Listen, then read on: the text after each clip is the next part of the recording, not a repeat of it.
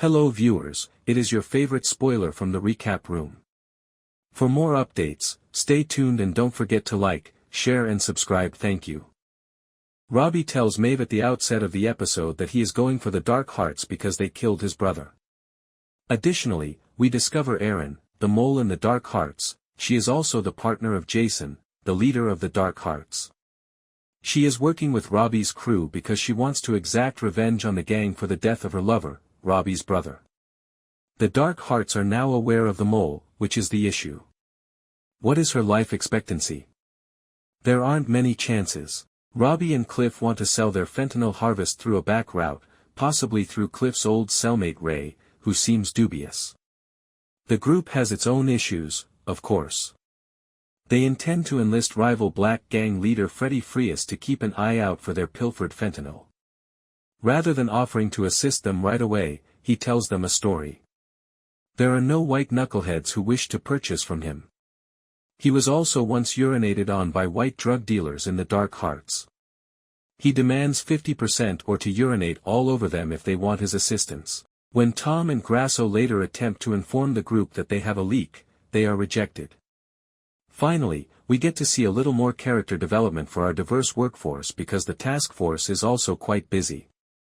Alea and Lizzie attempt to obtain information from the co-workers of the murdered Peaches.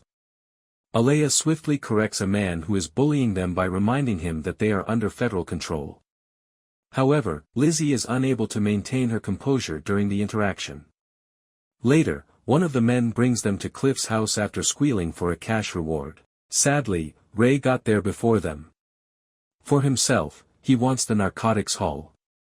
When Lizzie hesitates to stop him, he knocks Tom down the stairs and runs away. In the end, Alea and Grasso catch the thugs and save Lizzie's ass. She is aware that she is on thin ice. Before some old buddies dunk on her in front of him, she and Grasso wind up having a drink that nearly feels like a date. As he prepares to leave the bar, Grasso responds by raising a glass to one of the most exquisite blue-clad women he has ever encountered. A few years ago, a police drama wouldn't have felt the need to point out that Grasso's toast is full of euphemisms. It is Alea who discovers Ray's connection to the Dark Hearts killings and Sam's captivity. Lizzie makes another embarrassing mistake when she brings in tagine peach rings for Ray's wife while she questions his wife. It's amazing how she delivers her lines like the inept idiot. Alea, on the other hand, shares the horrific details of her prior encounters with domestic violence. By bringing up Ray's wife's fractured cheekbone and eye socket, she drives the knife home and causes her to lose it. In the event that she was murdered and her mother needed to identify her, she even scribbled her social security number on the bottom of her shoes. The moment where Maeve teaches the gullible hostage Sam how to swim is one of the best in this episode. At least she begins to. She teaches him how to float like a starfish in a gorgeously photographed green forest.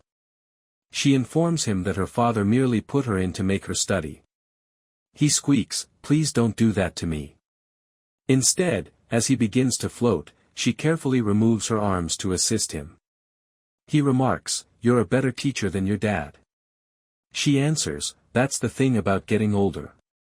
What you inherit from your parents and what you leave behind are up to you to decide." Tom is having a hard time at home because his adoptive son's sentence hearing is coming up. He believes that he will never be able to forgive him for taking his wife's life. Naturally, in a dramatic move, Emily hears this conversation but chooses to remain hidden rather than confront him. He subsequently had a dream about the day he and his spouse, Mireille Enos, bring their adopted children home. It is reminiscent of Mare of Easttown's fleeting, chaotic, and strange flashbacks. Tom is awakened by a knock, and a fellow officer makes a shocking disclosure to him. In his task team, there is a mole. We have to find another liar, at least. Thanks for watching, stay tuned for more updates.